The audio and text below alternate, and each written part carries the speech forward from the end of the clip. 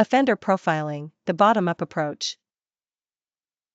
Unlike the US system, which historically used a top-down method, the UK developed a more analytical, evidence-driven style of profiling known as investigative psychology.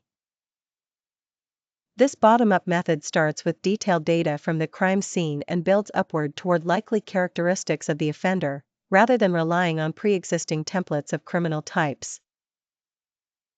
Investigative psychology. Created by David Cantor, this approach treats profiling as a scientific discipline that must be supported by data. It identifies patterns in criminal behavior and uses statistical analyses to make informed predictions.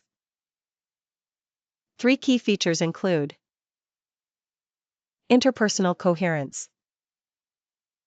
People tend to behave in ways that reflect how they act in everyday life.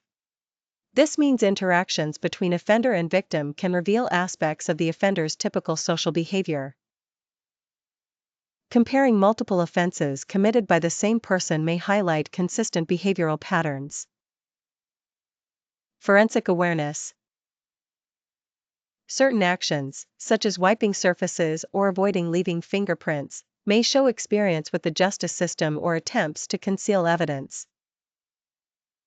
These clues can help link the offender to previous offenses or suggest knowledge of investigative procedures.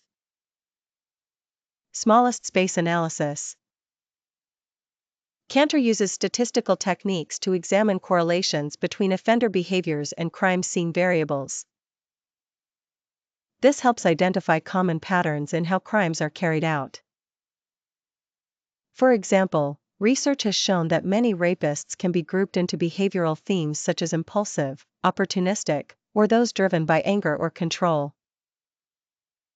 These patterns help investigators narrow down profiles based on the underlying motives. Geographical profiling. Cantor also emphasized that where a crime takes place can reveal as much as how it is carried out. People usually commit offenses close to areas they know well, which means geographical data can help determine an offender's mental map. Geographical profiling examines crime locations to identify how the offender moves around their environment. The relationship between different crime scenes. Where the offender is most likely based. Circle theory. Developed by Cantor and Larkin, 1993, this theory suggests that criminals typically fall into 2 categories. Marauders, offenders whose home is located within the region where they offend. Commuters, offenders who travel from outside the area to commit crimes.